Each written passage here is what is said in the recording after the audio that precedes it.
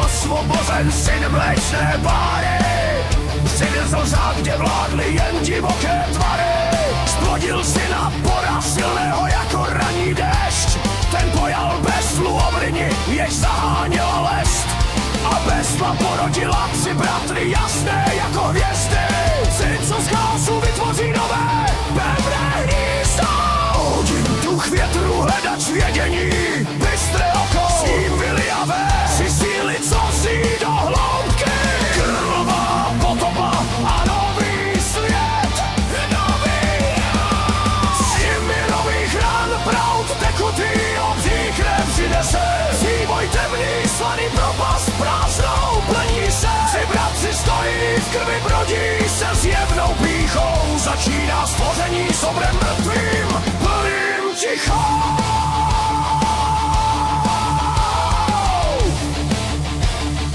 Konflikt a Ymirova smrt. Ymir rostl dál obrovský, plný divokosti.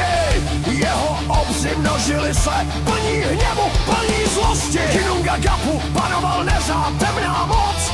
Tři mladí ásové řekli, ukončíme tuto noc. Byl to boj, hrozný blesky lítaly a zem se chvěla. Až padl Ymir s křikem, co otřás celým světem. Tři bratři vzali Ymirovo tělo, těžké jako stín, a vlekli ho na místo, kde bude nový kontinent. Dva kilobů krvávala nový svět, nový. Z Ymirových ran proud tekutý obří krev přinese. Vývoj temný, slaný propast prázdnou plní se. Tři bratři stojí, v krvi brodí se zjevnou pýchou. Začíná stvoření s obrem mrtvým, plným tichou. Kirvokamen, potopa a nový svět.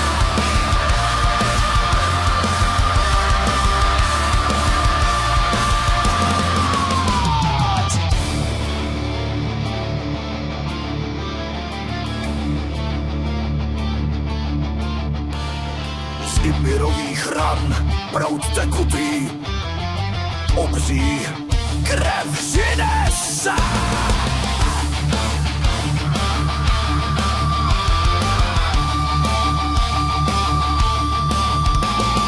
Dcery tam nespály, pervěž všichni Etnarové se utopili, klesli v dáli.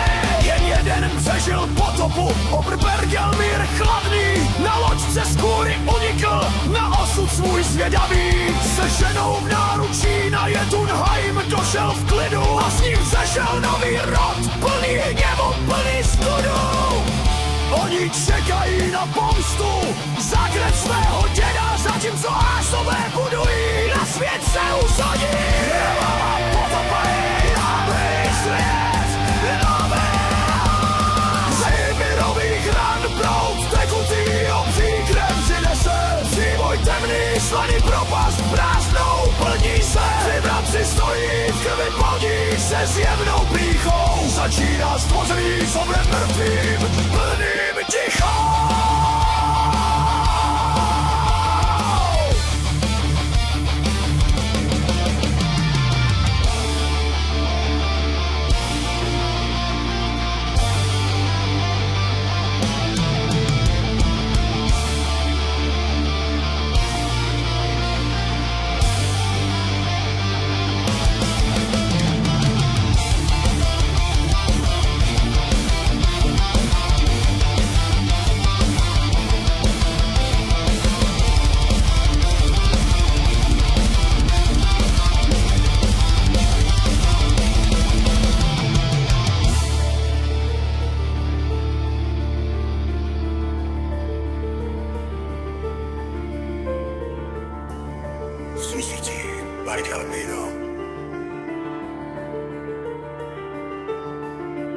Z té krve jež svět zaplavila.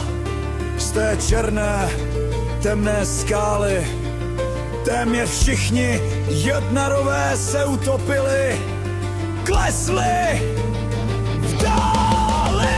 Jen jeden přežil potopu, Oberbergelmír chladný. Na loď se z kůry unikl, na osud svůj zvědavý. Se ženou v náručí na Jotunheim došel v klidu. A z nich vzešel nový rod, plný hněvu, plný studu. Oni čekají na pomstu za krev svého děda.